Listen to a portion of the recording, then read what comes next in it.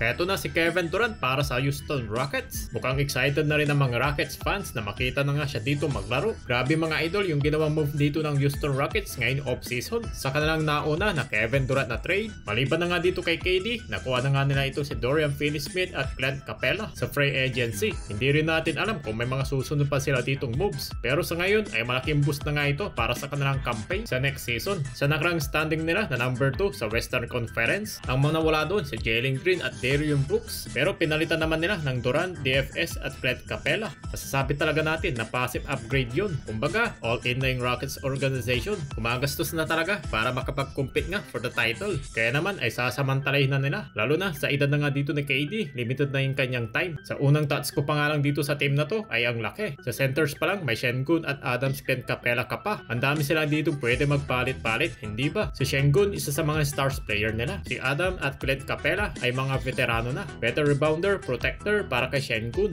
Tapos sa floor naman may Jabari Smith pa sila. Kaya wala talagang masasabi dito ngayon si KD. Hindi siya mahirapan kumpara na nga sa iniwan niyang Phoenix Suns. At saka sa situation niya ngayon, hindi siya mapapagod sa BNDR. Pure killer na talaga na role. Sa kabuuan, ang ganda ng build nitong Rockets team sigurado sa offense, pangunahan dito ni KD. Ng 26 points per game niya last season. For sure, closer na rin sa mga crunch time. Reliable talaga, halimaw na mga tres. Si Şengün naman, ibang klaseng opensa rin ang kanyang maibibigay. Sa post game niya, scoring at playmaking doon. Grabe ang kanilang magiging pick and roll ni KD. Dalawa ang mabigat na threat. At meron rin dito malaking importanteng role itong si DFS. Dahil na nga sa kanyang multiple possession na defender. At sa kanya na nga 3-point shooter. Kaya naman dito sa pagpasok niya para sa Houston Rockets, kasama na nga ang kanilang star player na si Kevin Durant. Magiging malaking factor nga itong si DFS para sa kanilang lineup. Hindi lang yan ang dahilan kung bakit natin ditong abang ng Houston Rockets. Para na nga dito sa paparating na NBA season. At syempre, itong kanilang bagong sentro na si Clint Capella. Matatandaan, dati na nga rin ito naglaro para sa Houston Rockets. Maganda ang kanilang tandem noon ni James Harden, kung saan nag-average siya ng 15 points, 8 rebounds, 1 assist at 4 blocks. Pero ngayon sa pagkakataon na to sa pagbabalik niya para dito sa Houston Rockets, ay makakasama naman niya itong si Kevin Durant. Gaano nga ba siya dito makakatulong na bilang kanilang magiging sentro? So abangan natin talaga itong Houston Rockets. Paparating na nga dito ng season at wala na nga ditong sinayang na oras itong si Kevin Durant sa pagdating na nga niya dito sa Houston Rockets, na kung saan makikita na nga natin dito si Kevin Durant at itong kanyang panibagong teammate na nga si Jabari Smith ay lock-in na sila para sa kanilang ensayo. At ito ay pagkahanda na nga rin nila sa paparating na nga dito ng kanilang panibagong season. Panoorin natin dito mga idol ang kanilang pag-iensayo.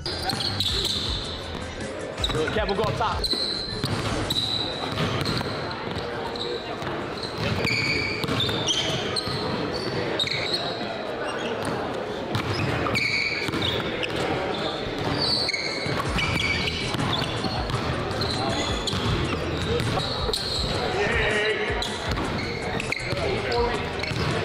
Shot it good. That one far.